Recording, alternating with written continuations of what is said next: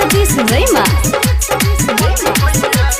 अभी आप सुन रहे हैं धर्मेंद्र निर्मलिया को।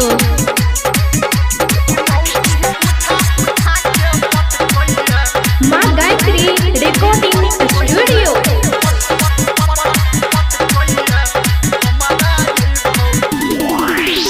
गेलो हम शादी भेल बर्बादी बहुत शर्म के बात ई हम के कराई भौजी।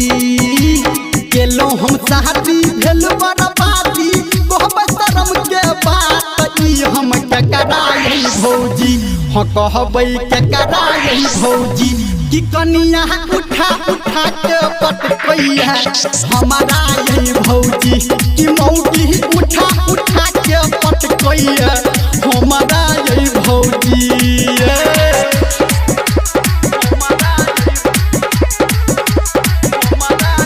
अभी आप सुन रहे हैं सावरिया म्यूजिक डीजे सुमित सतीश रैमा।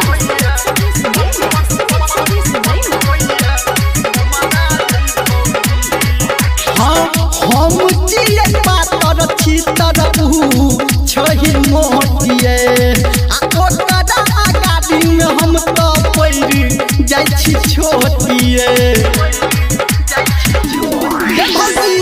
हम जिए पातर छी तरहू छही मोटिए आ ओकरा आगाड़ी में हम तो पैर जाइ छी छोटिए। आ देख ना डहानी तोरा मन मानी रोज फारे हमर सुनु कपड़ा यही भौजी कि फारे कपड़ा यही भौजी कि कनिया उठा उठा के पटकैया हमारा यही भौजी कि मौगी उठा उठा के पटकैया हमारा यही भौजी।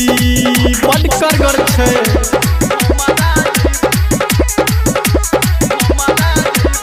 माँ Gayatri recording studio DJ Sumit Satish Raima.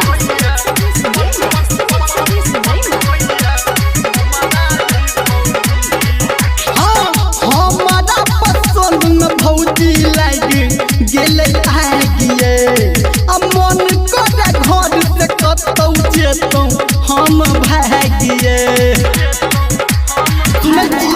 हाँ हमारा पसंद में भौजी लाग गेले आगिए आ मन करे घर से हम जेतौ कतौ भागिए।